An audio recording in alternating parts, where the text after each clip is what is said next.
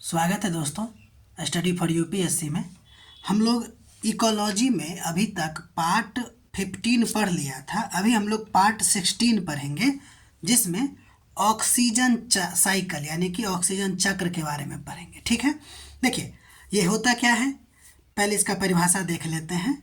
ठीक है, तो उसमें हो ये रहा है कि पृथ्वी पर जो ऑक्सीजन है ना, उसका उत्पादन, उपयोग और पुनर्निर्माण का जो प्रक्रिया है वो निरंतर चलता रहता है और यह जीव मंडल, वायुमंडल, जल मंडल और स्थल मंडल के बीच में चलता रहता है। ठीक है, यानी कि निरंतर चलने वाली प्रक्रिया है जो अलग अलग मंडलों में निरंतर घूमता फिरता रहता है। ठीक, तो अगर हम ऑक्सीजन चक्र का डिफिनीसन दें तो वह चक्र है जिसके अधीन वायुमंडलीय ऑक्सीजन का पृथ्वी के विभिन्न मंडलों में आवागमन होता है। उसी को हम लोग क्या कहते हैं, ऑक्सीजन चक्र कहते हैं। ध्यान से इसमें देखिए कि इसमें निम्नलिखित चक्र जो है संभव हो सकता है या निम्नलिखित चक्र होगा इसमें। तो देखिए इसमें ये डायग्राम आपको बनाना चाहिए। यहाँ पे हमने वायुमंडलीय O2 लिखा है जिसका श्वसन के द्वारा उपभोक्ता उपयोग करता है और फिर CO2 का निष्कासन करने के बाद हरे पौधा क्या करता है, इसको लेता है और फिर इससे प्रकाश संश्लेषण बना के ऑक्सीजन को वायुमंडल में छोड़ देता है। एक तो ये होगा।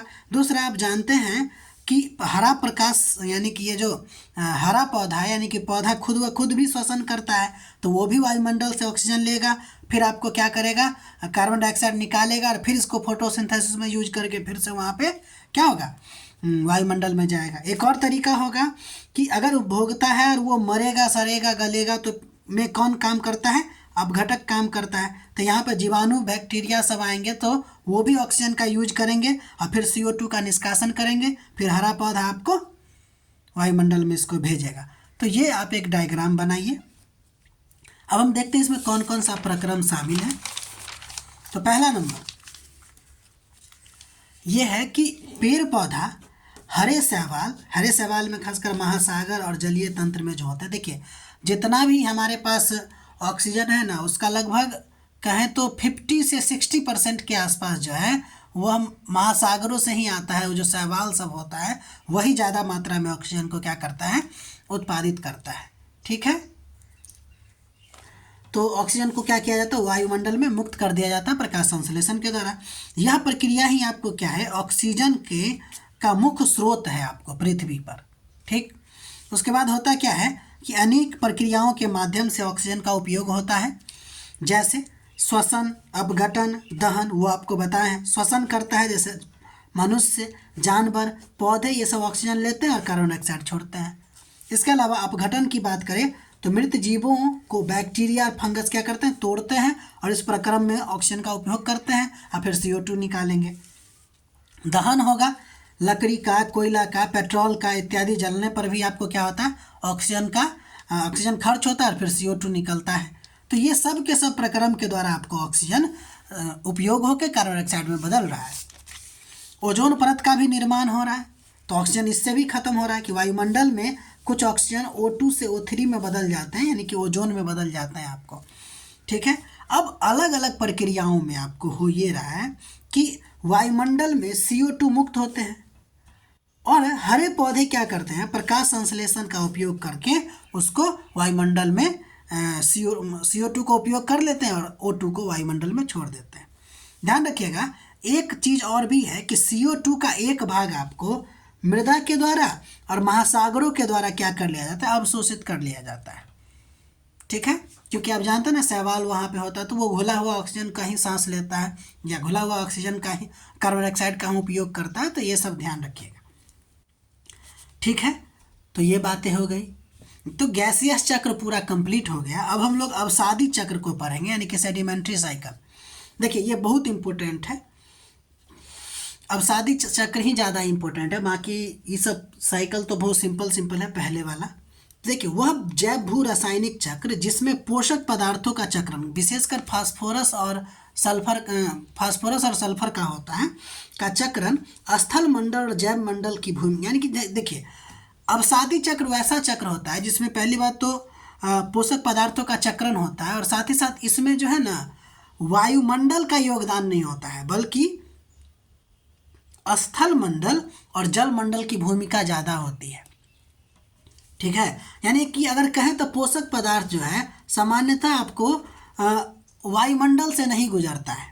इसी को हम लोग क्या कहते हैं, अवसादी चक्र। यानी कि अवसादी चक्र में वायुमंडल से गुजरना अनिवार्य नहीं है।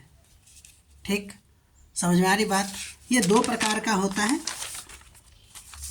ध्यान दीजिए कि ये जो अवसादी चक्र है इसके अंतर्गत आपको दो चक्र आते हैं। पहला नंबर चक्र आते हैं सल्फर चक्र और दूसरा नंबर आता है फास्फोरस चक्र। फास्फोरस चक्र, ठीक है। तो दो चक्र इसमें आते हैं, इस बात को ध्यान रखिएगा। अब हम सबसे पहले सल्फर चक्र के बारे में पढ़ेंगे। देखिए, आप लोग इसका नोट बनाते चलिएगा, ठीक है। सल्फर चक्र की अगर बात कीजिएगा तो यह आपको अवसादी चक्र में शामिल है, लेकिन सल्फर का जो कुछ मात्रा है ना वो आपको गैसीय अवस्था में भी होती है, इसलिए यहाँ पे वायुमंडल का योगदान आ जाता है। और इस वजह से सल्फर चक्र को विशुद्ध अवसादी चक्र नहीं माना जाता है, ठीक है, क्योंकि कुछ मात्रा, अल्प मात्रा में सल्फर वायुमंडल में मौजूद होते हैं, जिसको फिर क्या किया जाता है, अम्ल वर्षा के द्वारा पृथ्वी पर लाया जाता है। तो कहने का मतलब यह है कि इसमें हम बोले थे अवसादी चक्र में वायुमंडल का योगदान नहीं है, लेकिन सल्फर चक्र में वायुमंडल का योगदान होने की वजह से सल्फर चक्र जो है आपको विशुद्ध अवसादी चक्र नहीं है। ठीक, अब देखिए यहाँ पे डायग्राम है जो आपको बताया गया वायुमंडलीय सल्फर है। वायुमंडलीय सल्फर जो है अम्ल वर्षा के द्वारा आपको क्या होता है कि पहुंचता है, एक महासागर में भी पहुंच सकता है, इसके अलावा यानी कि ज़मीन पर भी पहुंचेगा।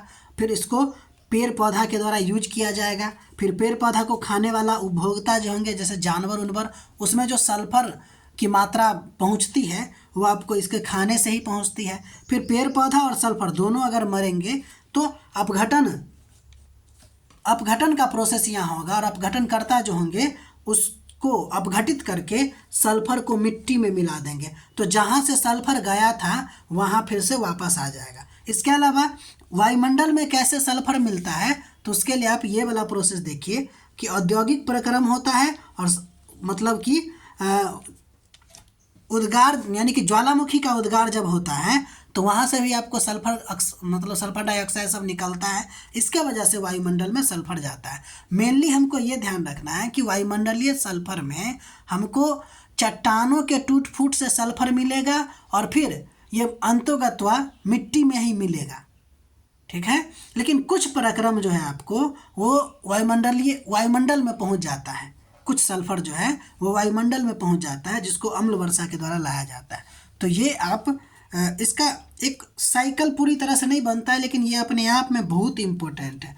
यूपीएससी इसी से सवाल पूछती है ज़्यादातर। तो आप इसको देखिए और इसका मतलब कि डायग्राम बनाइए, और फिर हम इसका इम्पोर्टेंट बात करते हैं। देखिए, पहला बात यह है कि सल्फर जो है मुख्यतः मृदा और अवसादों में संचित रहता है। ये बात तो आप समझ गए। पहली बात आपको ये समझना है, मुख्यतः कहाँ होता है, मृदा या अवसाद में होता है। या तो वो कार्बनिक रूप में होंगे और नहीं तो अकार्बनिक रूप में होंगे।